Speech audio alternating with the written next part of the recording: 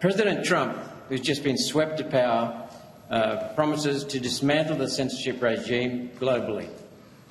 The Vice President-elect, J.D. Vance, has in the last few days indicated that the United States would penalise nations for adopting the exact measures contained in this bill.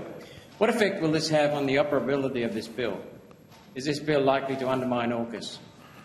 Yes, it is, and the outcome of what President-elect Trump has said effectively makes this bill null and void and dead in the water.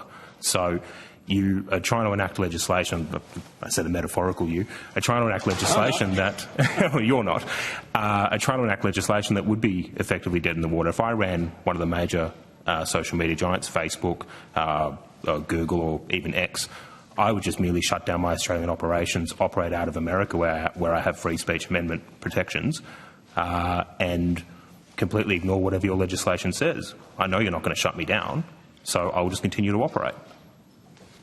Thank you. Do you think they really will shut down operations in Australia? Because the government says that they cannot trust social media platforms. I agree.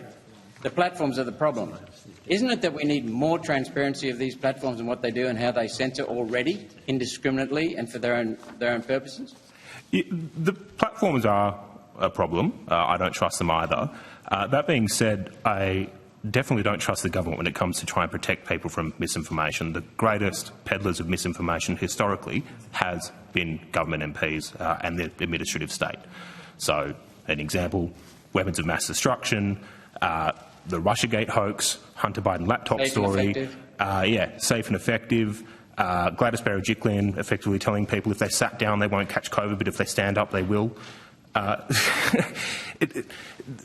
This legislation is the equivalent of saying, well, we have an issue with bushfires, so let's hand over power to arsonists. It is insane. It should not be enacted in any way, shape or form. So whilst social media companies have their issues, whilst I do not trust social media companies, what you're finding is there is already an open source solution to misinformation. X is a perfect example. Community Notes, I would say, is far more accurate than what ACMA would ever be able to achieve. So what we're hearing from the government is we cannot trust social media platforms, yet the government now gives them added power, added incentive to actually censor people even more. Well, is that not correct? They effectively make social media platforms another tier of government by working closely with them to shut down any online dissent or anything that could be deemed misinformation, using very spurious definitions of what would be considered misinformation or harmful content. Thank you. As I understand the bill, the penalties for under-censoring are severe on social media platforms. The penalties for over-censoring are non-existent. Isn't that an automatic incentive to over-censor? Yes. Protect social media responsibilities? Well, we've already seen cases where, albeit in other countries, social media companies have over-censored information, and that's in the absence of misinformation legislation. Hunter Biden laptop story is the perfect example. That was a completely true story. All of it was factually correct. The CEO of Facebook has admitted that he was approached by intelligence community assets and told to get rid of the information. They shut that down at a time during an election where it actually could have informed voters. And that's in a country where they have a free speech amendment and they don't have misinformation legislation. Imagine what would happen in this country if someone went out there and actually had information that could sway an election, and it was truthful, but we have an unelected bureaucracy with deeply flawed people. We're all flawed, we're all biased, acting on legislation that has a very vague definition of what constitutes misinformation and what constitutes serious harm. Imagine what they would do in a country like Australia. They would crack down on all forms of information. It's an egregious bill. So your proposal is perfectly clear. I'm going to quote.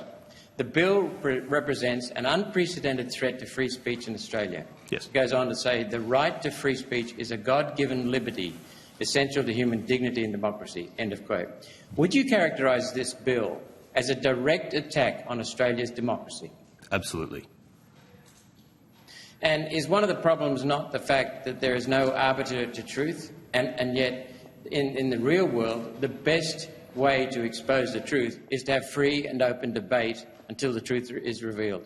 Yeah, but when it comes to speech, the best disinfectant is sunlight, right? So if there's bad speech out there, if there's incorrect speech out there, the best thing is to have more speech to counter that. We see that in its early stages with community notes on X, where you've got an open source system where people can fact check misleading claims. And as I said, often these misleading claims come from the people that are proposing to regulate misleading claims. My hope is that they do not enact speech controls, which is what these sorts of bills are. My hope is that they oppose the misinformation bill in its entirety, in any form. We have heard from the Victorian Bar that they consider this bill as a guaranteed litigation risk. Do you think this bill has the capacity to turn into a legal nightmare the government wished they never caused? Will this bill be a nightmare for social media platforms, the government, the courts and social media users, and a harvest for lawyers? Yes, it will, and we intend to challenge it if passed.